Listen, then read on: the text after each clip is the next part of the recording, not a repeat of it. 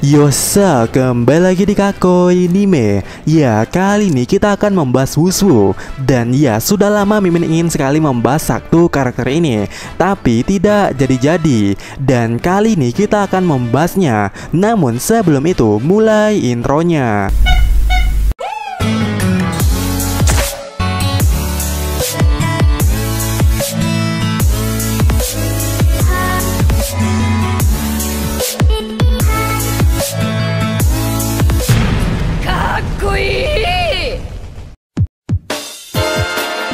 Wushu menurut Mimin adalah salah satu Tobiropo yang paling menjanjikan dari Tobiropo lainnya.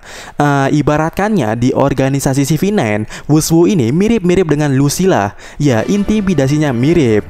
Dan karena hal itu, kita semua pasti punya ekspektasi yang besar terhadapnya. Apalagi di Onigashima ini, Wushu dihadapkan oleh seseorang hebat mantan Shichibukai, yaitu Jinbe, yang kekuatannya kita tak perlu meragukannya lagi. Nah, maka dari itu, di sini kita boleh saja bertitik poin kalau seseorang Wushu memiliki kekuatan yang super.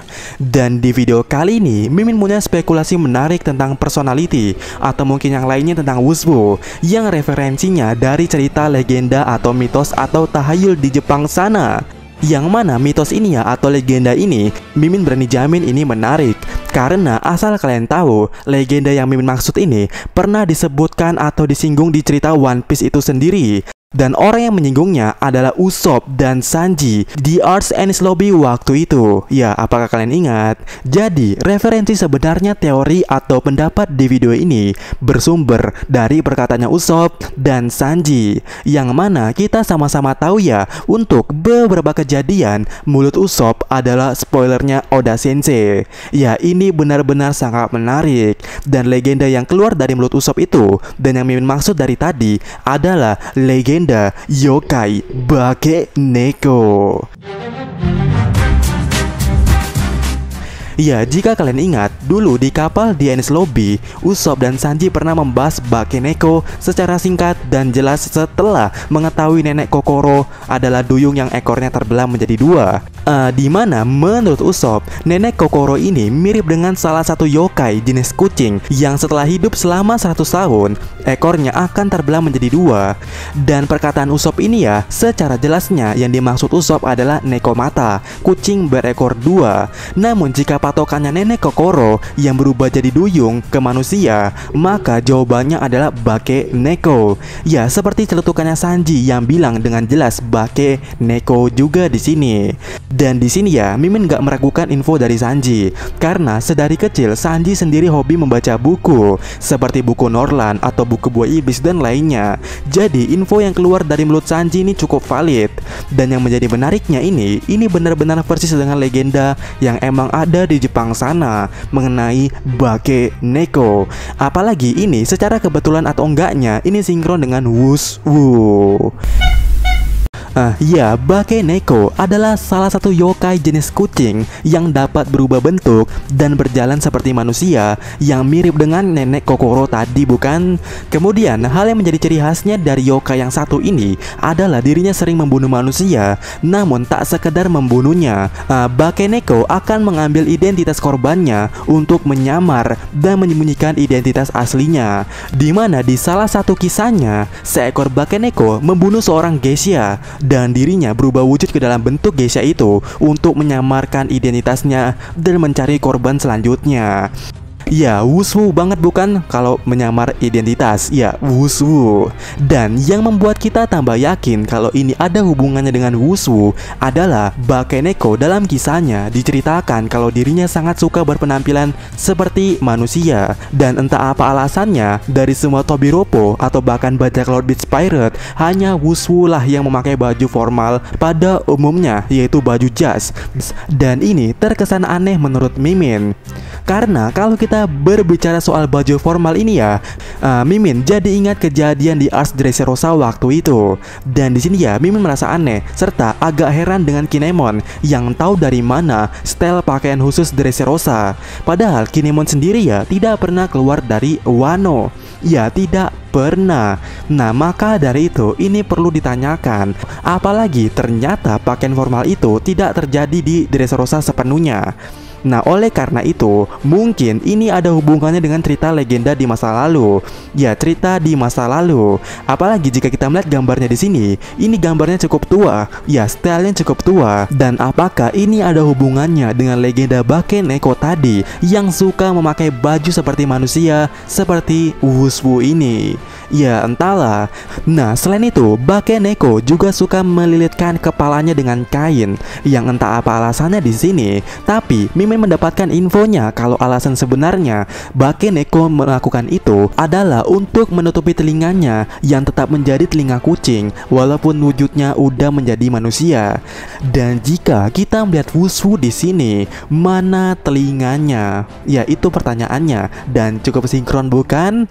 Dan kesinkronan ini makin menjadi karena entah kenapa buah iblisnya Wushu dirancang sedemikian rupa dengan kata neko atau kucing, alias Neko Nekonomi model Sabertooth yang merupakan makhluk kuno. Dan ini menarik karena secara teoritisnya ini akan sinkron dengan perkataan Usopp mengenai kucing yang hidup 100 tahun lebih, dimana kata kuno dan tua itu beda tipis. Ya, bagaimana menurut kalian? Dan kesimpulan pertamanya, secara fisik dan ciri khas, Wushu dan Bakeneko memiliki kemiripan yang hampir mirip. Dan sekarang bagaimana dengan kekuatannya?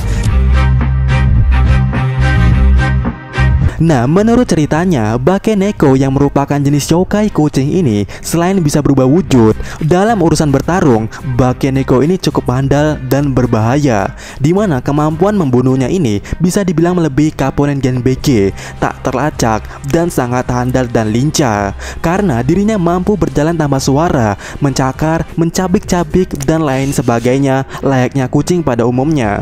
Tapi Bakeneko bukanlah kucing biasa, dirinya adalah yokai. Nah, maka dari itu, selain kekuatan fisik yang mumpuni, Bakeneko juga memiliki kekuatan supranatural atau kemampuan mistisnya yang sangat mengerikan.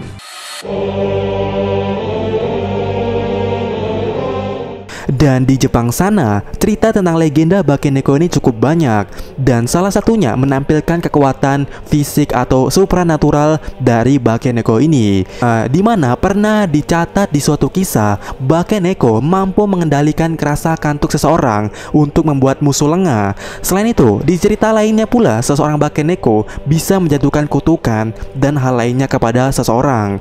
Atau intinya kekuatan supernaturalnya itu yang menjadikan makhluk berbahaya yang disebut yokai Bakeneko. Dan sejauh ini karakter bernama Wushu sangat kental dan erat dengan hawa-hawa spiritual seperti itu, karena tato yang terdapat di dadanya Wushu yang sangat berbau mistis, yaitu tato mata satu atau simbol mata satu. Dan berbicara soal simbol ini, nampaknya untuk kedepannya kita tidak boleh lagi menghiraukan tentang simbol ini, karena di chapter 1004 kemarin Oda Sensei mulai menampilkan kekuatan-kekuatan dari simbol-simbol mata ini secara jelas, dimana Bao Huang yang memakai simbol ini bisa melihat dari perantara ke perantara kertas lainnya yang ada simbol matanya juga. Sementara Geisha yang ada di tempat kakak Maria dan makhluk terbang yang ada di dekat King itu bisa seperti alat komunikasi suara layaknya Denden Mushi.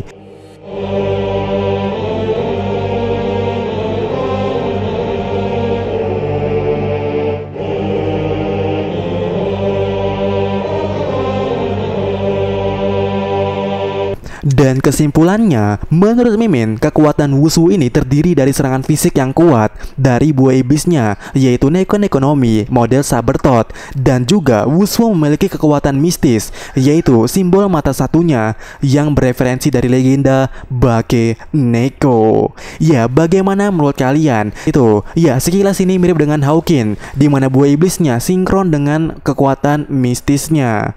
Ya, bagaimana menurut kalian? Dan sampaikan pendapat kalian, serta sampai ketemu lagi di video kita selanjutnya. Yosa.